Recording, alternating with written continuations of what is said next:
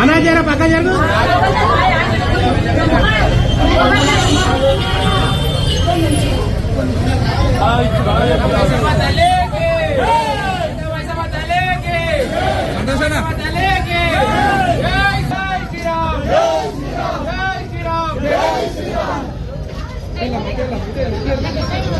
జై శ్రీరామ్, జై శ్రీరామ్, భారత్ మాతా కీ, మైసమ్మ కీ, రేణుకా ఎల్లమ్మ కీ, రేణుకా ఎల్లమ్మ కీ, భారత్ మాతా కీ, జై శ్రీరామ్.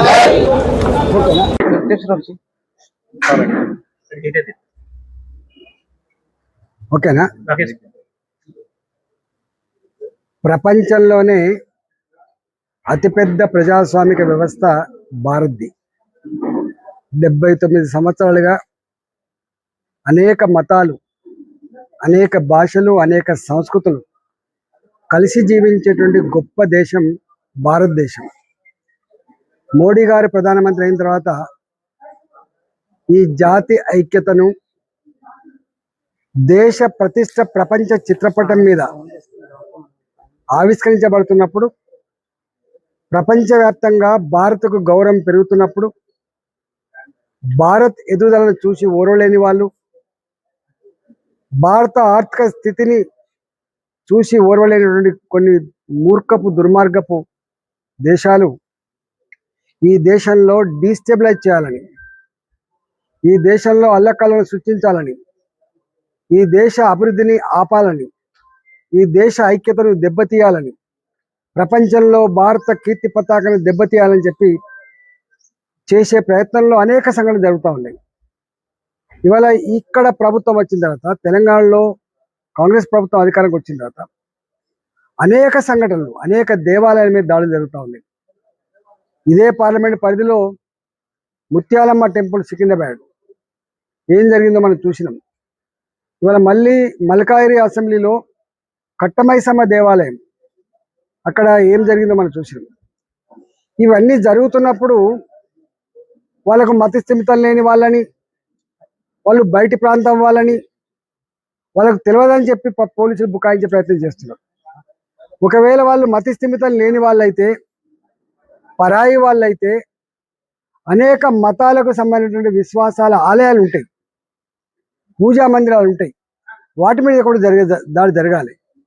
కేవలం హిందూ దేవాలయాల మీద మాత్రమే పిన్ పాయింటెడ్గా ఏరి కోరినట్టుగా దాడులు ఎందుకు జరుగుతూ ఉన్నాయి? వేరే మతాల వాళ్ళ మీద కూడా జరగాలి కదా, వేరే స్థలాల మీద కూడా జరగాలి కదా.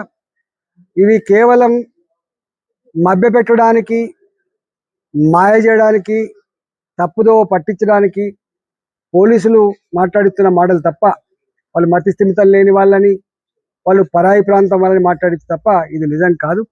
నేను మళ్ళీ ప్రభుత్వాన్ని డిమాండ్ చేస్తున్నా, ఇంత ప్రశాంతమైన ఐక్యతతో ముందుకు పోయేటువంటి ఈ ప్రాంతంలో ఇలాంటి సంఘటనలు రేపు అనేక రకాల అనర్థాలకు దారితీసే ఆస్కారం ఉంటుంది. కాబట్టి వీటి ఆదిలోనే తుంచివేసే ప్రోగ్రాం, వీటిని ఆదిలోనే ఆపే ప్రయత్నం చేయకపోతే ఇది చిలికి చిలికి గాలివానగా మారి మరింత విస్ఫోటనం వచ్చేటువంటి ఆస్కారం ఉంది.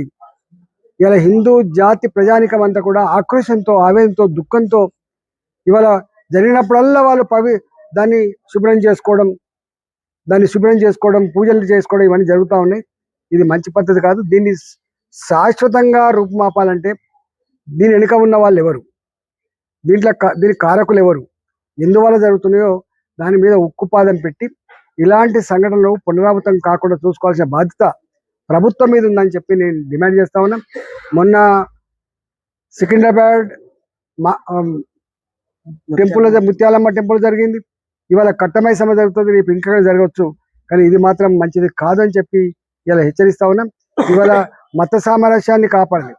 మోడీ గారు సబ్కా సాత్ సబ్కా వికాస్, సబ్కా సాత్ సబ్కా వికాస్, సబ్కా ప్రయాస్ సబ్కా విశ్వాస్, ఇవాళ అందరి వికాసం కోసం, అందరి ఐక్యత కోసం ప్రయత్నం చేస్తున్నటువంటి మోడీ గారి యొక్క కమిట్మెంట్ని దెబ్బతీసే ప్రయత్నం చేయొద్దని, చిల్లర రాజకీయాల కోసం ఇవాళ ఇట్లాంటి ప్రయత్నాలు జరగద్దని చెప్పి నేను హెచ్చరిస్తా ఉన్నాను.